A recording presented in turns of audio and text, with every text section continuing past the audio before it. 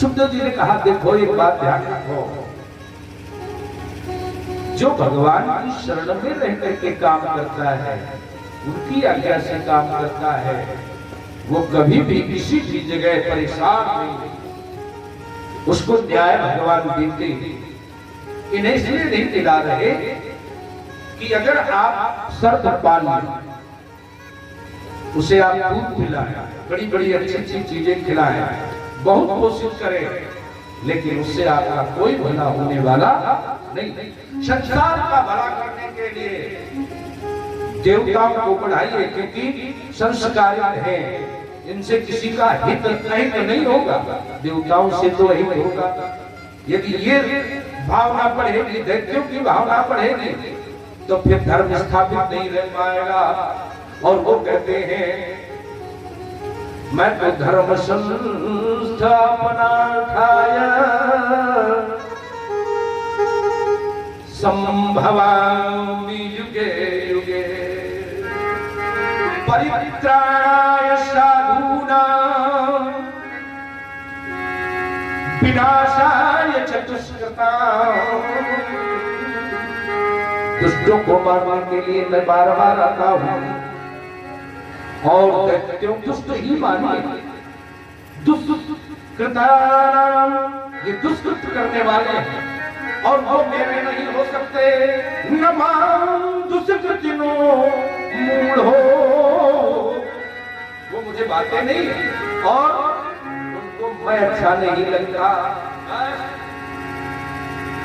अब एक जगह तो का हो गया, वो क्या, भगवान शिव जी से कहा। भगवान शिव तो बड़े भोले हैं। आइए इस लीला पर ध्यान देने से पहले 2 बार भगवान का भजन आपको मंच से होगा, आप लोग सहयोग कीजिए, बड़ा अच्छे ढंग से मन से कहिए, फिर आपको आगे की एक सुंदर लीला आपको सुनाए।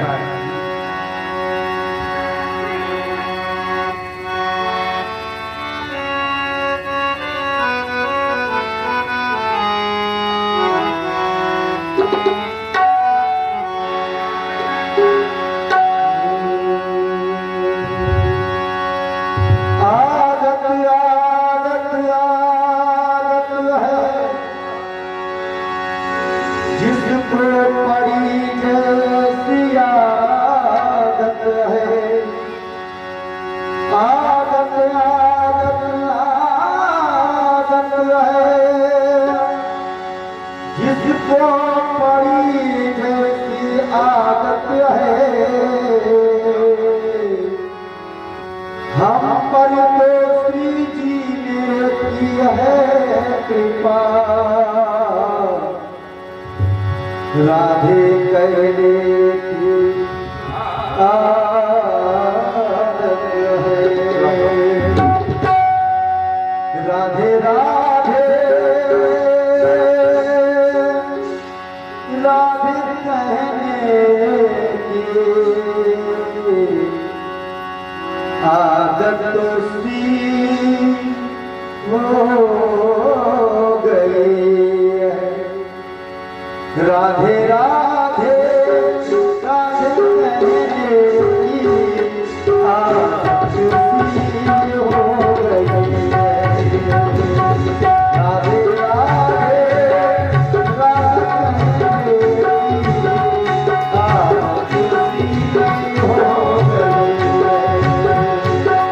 राधे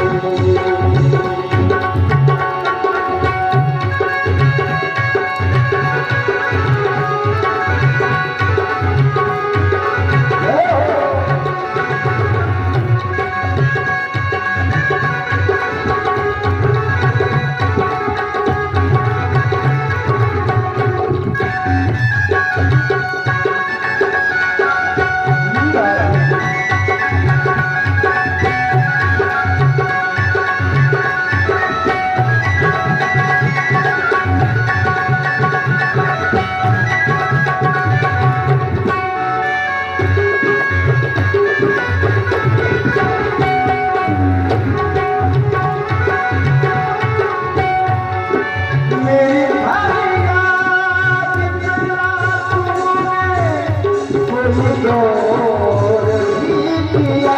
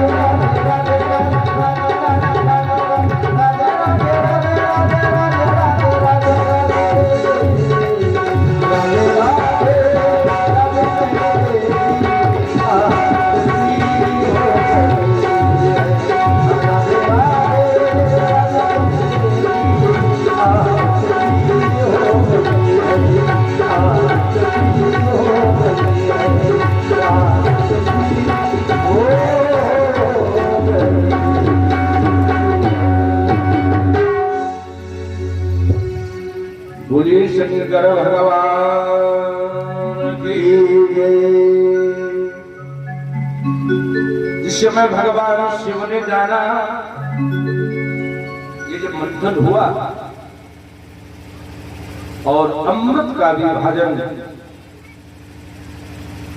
केवल देवताओं के पक्ष में गया और वो भी एक अवतार लेकर के भगवान ने ये क्रिया की।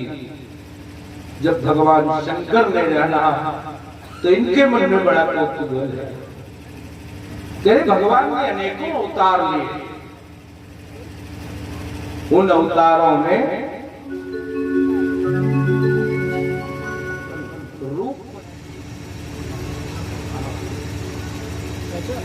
गुण परिवर्तन हो सकता है।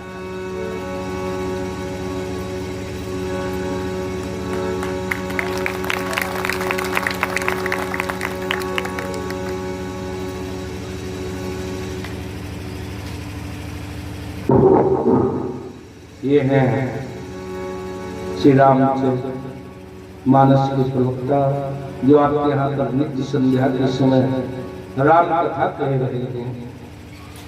वो भगवान की संध्या में भगवान की श्रीमद् भागवत पुराण का पूजन कर रहे हैं। हमारा सतत आशीर्वाद इनके साथ है।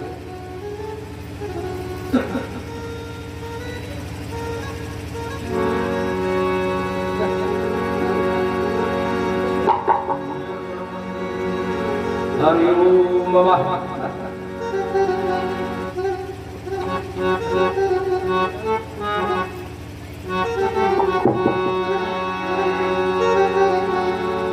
तो भगवान शिव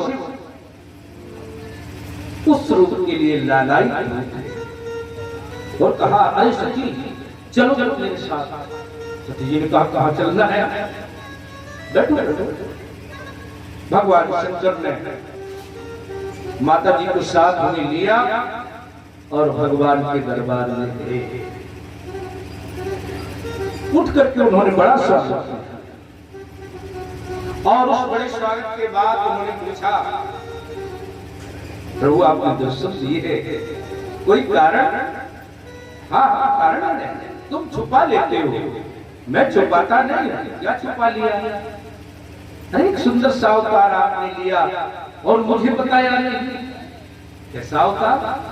तो भगवान ने उसका कारण बताया। अच्छा हमें समझा दे। एक सूत्र में उन्होंने कहा, येन सम्मोहिता दैत्या पायतश्चामृतं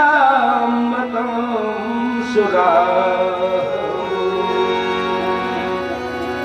तद्दृक्षा आयाता परम कौतूहलं हिनः।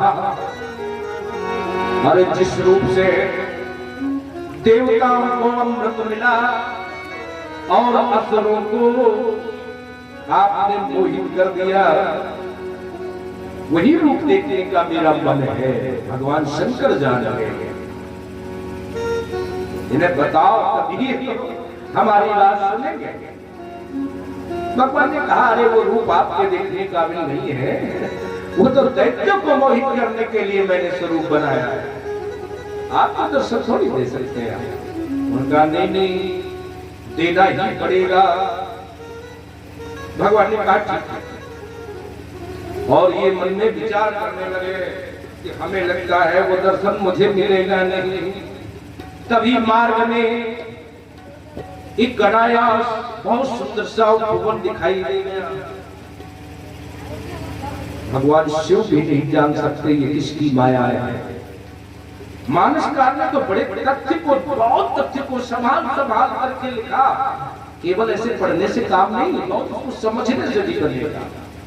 शिव बिरंच को मोहई को है बपुरान। आपकी माया शिव ब्रह्मा को भी मोहित कर देती है, और कौन बचेगा इससे? और बस भगवान की इस माया को ये प्रत्यक्ष देकर मार्ग में सुंदर बगीचा बना है। बगीचे में ये दर्शन से उतर करके प्रवेश भी कर गए। तभी एक वृक्ष की ओट में सुंदरी दिखाई दे गई। वो हाथ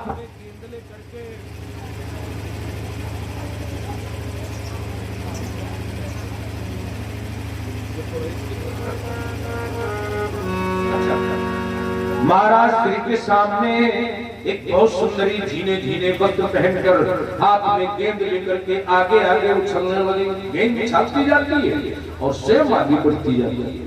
भगवान शिव को लगा ये कौन है, उसके पीछे पीछे दौड़ रहे, अब पकड़ूंगा अब पकड़ूंगा। भगवान अपना उत्तरी और थोड़ा ढीला करते हैं जिससे आकर्षण बढ़ जाए। दौड़ते गए जब थक गए तब भगवान ने स्पर्श के लिए समय दे ही दिया और तैसे ही भगवान तत्रैवंतर्धीयते वही अंतर ध्यान हो गए और इनका निष्कल्प हो गया। दुनिया में जहां जहां भी ये गिरा वहीं वहीं सोने के खाने चांदी के खाने बन गई और जगत को एक नए रूप में संपदा दी। तो भगवान शिव की प्राप्त संपदा जगत का कल्याण करने के लिए हुई। बोलो शंकर भगवान की जय। इन्होंने कहा कि भगवान के ऐसे अद्भुत चरित्र बनते ही रहते हैं। और वो राजा ने पूछा, महाराज जी हमने एक और बात सुनी है क्या? कि राजाओं के पक्ष में एक बात और गई क्या कि बले पदत्रयम भूमे कस्माद हरियाचत। भगवान को मांगने की क्या जरूरत है? और हमने सुना है उन्होंने 3 पद पृथ्वी मांगी।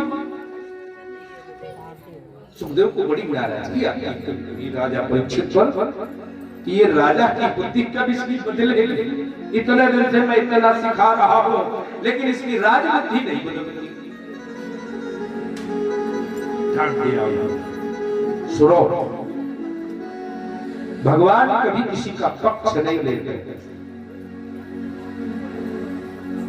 वो किसी के पक्ष में बात करते ही नहीं, कोई काम करते ही नहीं। वो निष्पक्ष, निष्पाप, निष्काम, इनसे चलिए। लेकिन बात तब पत्थर गई जब बलि ने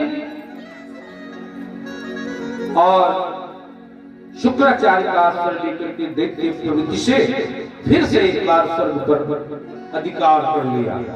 देवता प्रकट गए और यज्ञ के माध्यम से ये इन्होंने उपलब्धि प्राप्त की। आज क्लेश किसको आया? महारानी अदिति को क्लेश आया कि हमारे बच्चों का अधिकार बार बार दिति के पुत्र छीन लेते हैं। देखो, जब 2 पत्नियां होती हैं तो एक दूसरे में थोड़ा सा विषयांतर मतांतर हो ही जाता है।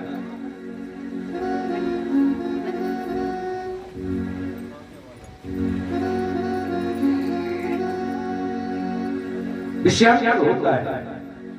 उन्होंने कहा, महाराज सुन लें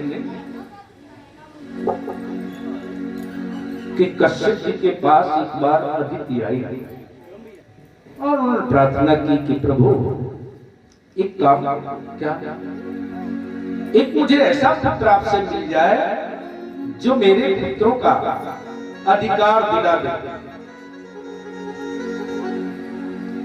हमें किसी का अधिकार नहीं चाहिए। बहुत सुंदर भावना है कि मन में मेरे बच्चों का अधिकार मिल जाए बस। तो उन्होंने पयोव्रत का उपदेश दिया। पयोव्रत करो, एक सुंदर बालक पैदा होगा। महारानी अदिति ने सुंदर से पयोव्रत का अनुष्ठान किया। उससे एक सुंदर पुत्र की प्राप्ति हुई और श्री सुखदेव जी ने बताया कि ये पुत्र भाद्रपद मास के शुक्ल पक्ष की द्वादशी के दिन जो श्रवण नक्षत्र आता है उस दिन प्रकट हुआ। भगवान आए और सब तरफ से इनकी जय जयकार होने लगी। ये अद्भुत बालक है, छोटा सा बालक है, 52 इसलिए उनको देख करके महर्षि ऋषियों में, देवताओं में, किन्नर यक्षरक अन्य अन्य लोगों में बहुत प्रसन्नता जागृत हो गई। तम वटुम वामनम दृष्ट्वा मोदमानः महर्षया कर्माणि कारयामासु पुरुषकृत्य प्रजापतिम्। सारे संस्कार करा दिए गए। कमंडल छत यज्ञोपवीत छोटा सा ये बालक दैदीप दमाद होकर के माता के चरणों में सर नवाया। चल रेखा, कहाँ जा रहे हो? अपने भाइयों का अधिकार दिलाना। अच्छा अच्छा, माता का हृदय गदगद हो गया। छोटे का अनुमान नहीं करना चाहिए कि तुम छोटे हो। बोले ना ना ना, मां देखती रहो, केवल देखो, तुम्हें भय करने की जरूरत नहीं। महाराज श्री चौधरी नर्मदा नदी के किनारे बलि जी महाराज यज्ञ कर रहे हैं, शुक्राचार्य जी उनके अधिकारी हैं, सारा का सारा समाज जुटा है।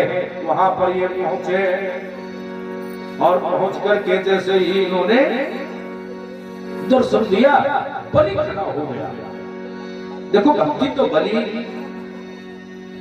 रावण, हिरण्यकश्यप, हिरण्याक्ष और कुंभकर्ण ने नहीं की। भक्ति है कि लेकिन उस भक्ति से जो प्राप्त होता है वो स्वार्थ के लिए जुटाना चाहता है। जो परमार्थ के लिए जुटाता है वो श्रेष्ठ है, और जो स्वार्थ के लिए जुटाता है वो अधम है। स्वार्थ के लिए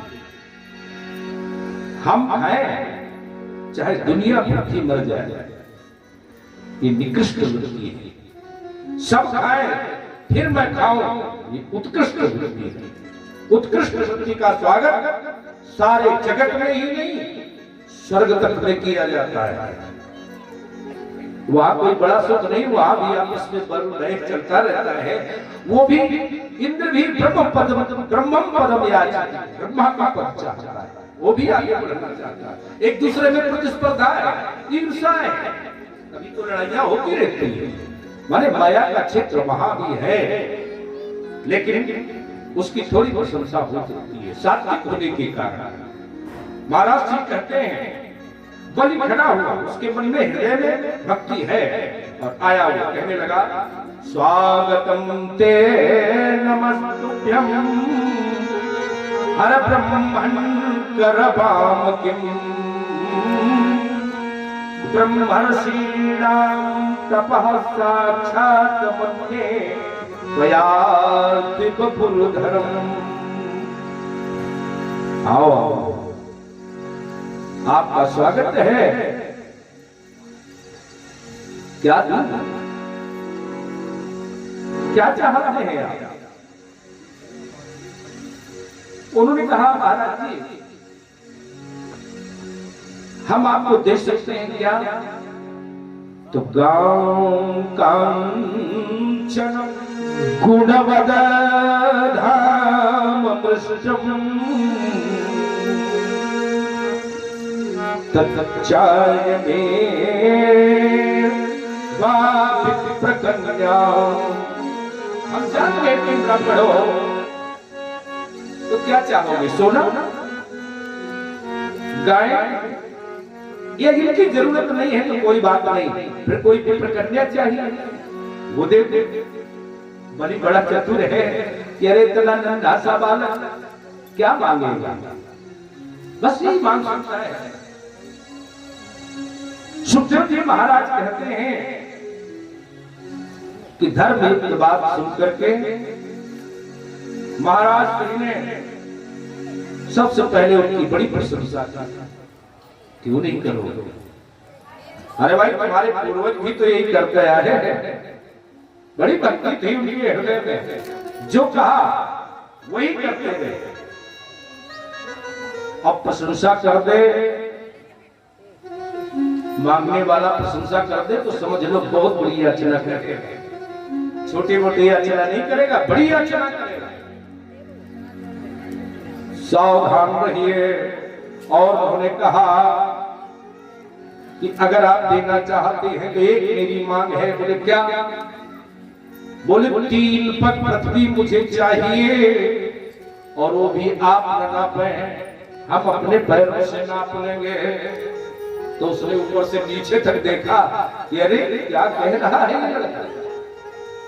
एक तो बामन गुनगुन का और पृथ्वी भी मांग रहा है, तो अपने पैरों की नाप। वो सोच रहा है क्या करेगा इतनी पृथ्वी का। उसने फिर सलाह दी कि मैं अपने पैरों से नाप दूंगा तो कम से कम आप आपकी एक झोपड़ी भी बन जाएगी। आप नापेंगे तो क्या बनेगा? उनका नहीं, सुनो सत्य मेरी। पदानि 3 दैत्येन्द्र और सम्मतानि पदा मेरे ही पैरों से नापी जाएगी। अच्छा हंस पड़ा, ठीक है। और उसने हाँ भी कर दिया। ठीक है महाराज जी, दे दे। शुक्राचार्य जी आ गए। अरे हाथ पकड़ा उसका। क्या कह रहे हो? बोले क्या? अरे लड़का 3 पग पृथ्वी मांग रहा है, यही कह रहे हैं। हाँ ठीक, दे देंगे। बोले मूर्ख, बदल जा, इन्हें तू पहचान नहीं पा रहा है। कहा महाराज जी क्या बात कर रहे हो, इसे पहचानने न पहचानने से क्या मतलब। उन्हें कहा नहीं नहीं ध्यान दे, ये विष्णु है, ये तुम्हें छल लेगा और देवताओं का काम बना देगा, बात बदल जा, नहीं देंगे कह दे। बोले ना ना मैंने हाँ कह दिया हम तो देंगे। बोले ना ना ना झूठ बोल। कुछ स्थान ऐसे उन्होंने बताए जहां पर झूठ बोलना चाहिए। अगर किसी की कन्या की विवाह की बात बन रही हो तो झूठ बोल कोई दिक्कत नहीं, धर्म है। अगर गाय की हत्या करने वाला तुमसे पूछे और तुम्हारे झूठ बोलने से उसके प्राण बच जाए तो तुम झूठ बोल दो, वो पाप नहीं है, इसलिए तू झूठ बोल जा। कहते नहीं देंगे। उनका नहीं महाराज जी हम तो देंगे, हमारे पूर्वज भी ऐसे नहीं रहे कि झूठ बोले, हमने कह दिया सब कह दिया। रोचने साक्षात कौन है ये, लेकिन वो मानता नहीं, हम तो देंगे महाराज जी। तो बोले मैं देंगे नहीं दूंगा। उसने भी अपना संकल्प को बढ़िया कर लिया। तो विंध्यावली आगे कमंडल लेकर हमारा संकल्प करो। तो विंध्यावली का जो पात्र है उस पात्र में जिस जगह से जल गिरने वाला है वही स्थान का निश्चय किया शुक्राचार्य जी ने। और वो मंत्र पढ़ने लगे, विष्णु विष्णु विष्णु नमः परमात्मने। जल डालो, बोले जल तो गिरता ही नहीं। भगवान ने कहा अरे कोई बात नहीं, हम समझ रहे हैं झटक गया होगा। तो भगवान ने अपने हाथ की कुशा लेकर के उसी मार्ग में चलाई। वहां पर वही नेत्र किए बैठे थे, तो सीधे नेत्र में जाकर के वो पुष्प टकराया तो नेत्र फूट गया, रक्त की धारा बह चली। उन्होंने कहा अरे रुक जाओ कुछ गड़बड़ है। तब तक वो आंख मलते हुए शुक्राचार्य जी बाहर निकले। बस ध्यान दीजिए, एक बहुत बढ़िया पद लिखा गया कि दाता और भिक्षुक के, एक दे रहा है और एक ले रहा है, और उसके बीच में एक लोग आते हैं 15 रुपया दे रहे हैं, अरे 10 दे, बताओ तुम्हें क्या लेना देना। लेकिन नहीं, तो उसने लिखा कि दाता और भिक्षुक के झगड़े माने बीच, परे वो जन कोई, बोलो ही नहीं। और अगर बोलो और बीच परे हो तो विचार करो, और ऐसो करो जब हो ये भलो ही। अच्छा ही हो ऐसा करना। तो भिक्षुक और दाता के झगड़े माने बीच, परे वो जन कोई, और बीच परे तो विचार करो, और ऐसो करो जब हो ये भलो ही। नहीं तो बलि और बामन की घटना या जग में जान रहो सब कोई, कि दयो बलि ने और लयो हरि ने, और शुक्र नयाख अनाहक कोई। न लेना न देना, आंख भी गवा दी। इसलिए जो सिखाया उस पर बहुत ध्यान दीजिए कि देने और लेने के बीच में तुम दलाली, तुम हित अनित की बात मत रखो। उन्हें देने दो और उन्हें लेने दो, बस केवल दूर से दर्शन मात्र करो। भगवान ने कहा आप जल डालो, विंध्यावली में जल डाला, संकल्प पूरा हो गया। और संकल्प के पूरे होते ही भगवान ने विराट स्वरूप धारण कर लिया। बढ़ते जा रहे हैं, देख रहा है वो बलि, ओहो धरा से लेकर आकाश तक पूर दिया, तुम ही तुम। अच्छा, महाराज श्री क्षमान को बड़ा समय आनंद आया। उन्होंने अपनी युवावस्था में 21 प्रदक्षिणाएं उसकी कर दी। तमाम ब्राह्मण ऋषि देवता जय जयकार करने लगे, बोले विराट भगवान की जय, बामन भगवान की जय। और बलि भी आश्चर्य से देखता रहा। उन्होंने एक अपना पैर ब्रह्मा के सिर पर रखा। ब्रह्मा ने उसको जाना तो उनके नख को धो करके अपने कमंडल में रख लिया। यही जल गंगा के रूप में दुनिया में प्रवाहित हो रहा है। उनकी पद धोवन है, उनकी ही पद धोवन से बोला भक्त उनको ही स्नान कराता है। बोला उनकी पद धोवन जग प्रवाहित होकर के जग को पावन कर रही है, कितने जीवों का उद्धार कर रही है। ये गंगा लाई गई, अपने आप नहीं आई, इसने उन्होंने कमंडल में रखी। और भगवान ने फिर बलि से पूछा कि पदम द्वितीयम क्रमत्रविष्टम न वै तृतीयाय तदनीमवा। अब बताओ मैं तीसरा पैर कहाँ रखूं? बलि समझ गए मेरे अभिमान पर चोट की गई, तो विनम्र भाव से कहा मेरे शीश पर रखो महाराज, विद्यावली बलि शीश मेरे शीश पर रख लो प्रभु। तो तीसरे पद को उन्होंने उनकी सिर पर रख करके अपना वचन पूरा कर लिया। फिर कहा बलि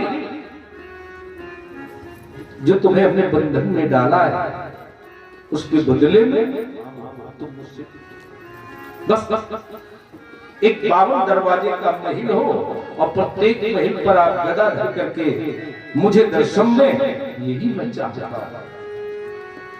भगवान ने उनकी इच्छा पूरी की। हमने आपको कहा, हमने आपसे पहले ही कहा विशाल रूप से कथा, विस्तार रूप से कथा, इसी को समासद व्यास पद्धति कहते हैं। इनसे मैं आपके सामने रखूंगा। जैसा समय, जैसी व्यवस्था, वैसा रखने के लिए तो बहुत ज्यादा से ज्यादा रखा जा सकता है, लेकिन इस अनंत सागर की कथा को थोड़े समय में नहीं कहा जा सकता। अनंत सागर है, रस ही रस भरा है। एक एक बूंद पी जाने के लिए तमाम विद्वानों ने बड़ा प्रयास किया। शास्त्र में ये ऐसा फल है कि न इसमें गुठली है न छिलका है, रस ही रस है, रस ही रस, पीते रहो। आनंद किनको नहीं आता? जो शरीर से यहाँ विद्यमान, मन से दूसरी जगह विद्यमान, आनंद उनको नहीं आता जिनको लगता है अरे समय काटना तो पड़ेगा, जिन्हें भार हो गई है, भार नहीं रही है। आनंद लीजिए कि भाग्य से ये समय आ गया, भाग्य से ये कथा हमें मिल रही है, चलो आनंद से इसका रसपान करें। आइए अन्य अन्य अवतारों की कथा आपके सामने रख करके फिर संक्षिप्त हमें इनको जोड़ करके आपसे रामावतार की कथा हम आपके सामने रखते हैं। सीताराम सीताराम सीताराम कहिए।